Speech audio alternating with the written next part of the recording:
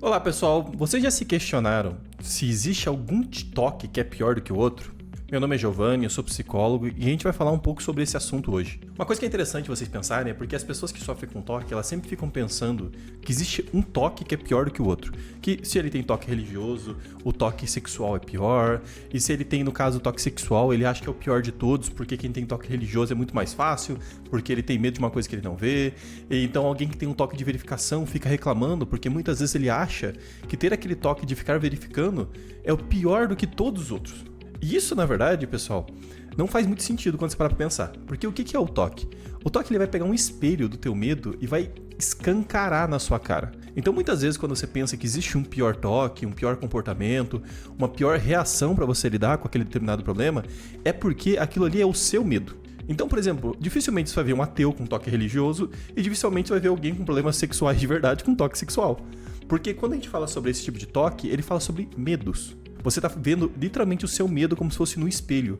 Quando a gente está falando de pensamentos em geral, o seu cérebro não vai chegar para você e falar assim, olha, você vai atravessar a rua, por exemplo. Você chega ali do lado e ele fala assim, eu vou jogar um pouquinho de energia para você, e nesse pouquinho de energia, você vai olhar para os dois lados da rua e vai pensar, eu acho que eu preciso olhar para os dois lados da rua para me proteger.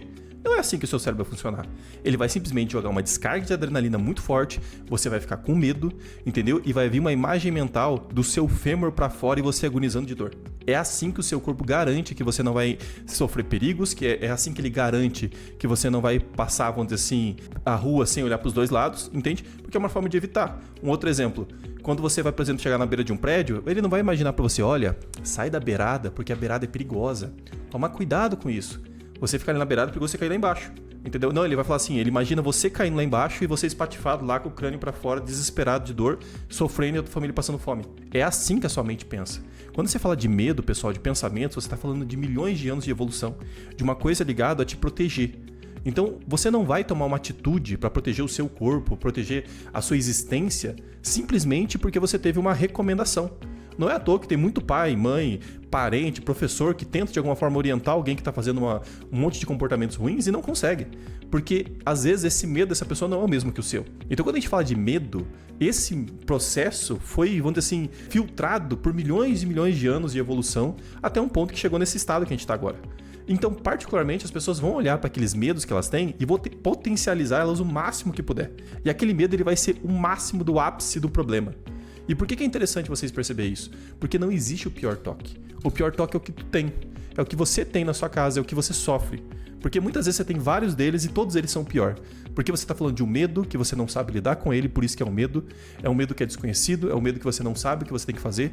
É um medo que sai fora daquilo que está dentro do seu controle.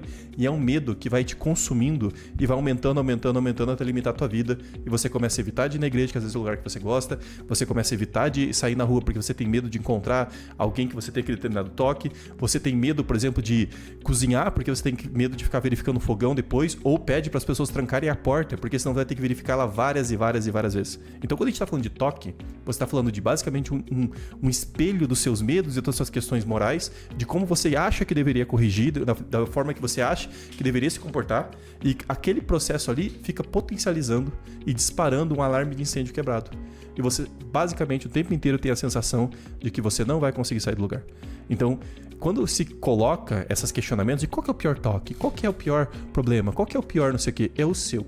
Então o toque tem tratamento, ele tem maneiras de você lidar com isso. E quem está precisando, quem já sofre com isso, busque ajuda. Eu sou psicólogo, eu trabalho especificamente com atendimento em toque. Então, se você sofre com isso, entre em contato comigo, tem minhas redes sociais aqui embaixo, manda uma mensagem, manda um direct, manda um WhatsApp, e a gente conversa. O toque tem tratamento e ele pode te auxiliar. E não ache que tem toquezinho, toquezão. O toque, ele literalmente é medido não pelo tipo de toque. Você não fala que a pessoa tem toque grave porque ela tem toque religioso ou tem toque sexual. É pela quantidade de tempo que gasta no dia. Tem pessoas que gastam 1 hora, 2, e tem pessoas que gastam 15, 16 horas com as compulsões dela. Então não existe o pior toque. Existe um toque que está mais grave e um toque que está menos grave. E isso é muito importante para vocês pensarem, porque muitas pessoas têm vergonha de buscar o atendimento. E eu te falo para vocês, não existe o pior. e existe aquele que não foi tratado.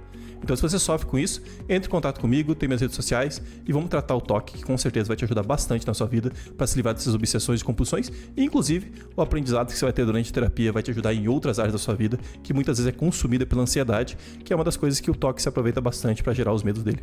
Beleza, pessoal? Tudo de bom para vocês. Até mais. Tchau, tchau.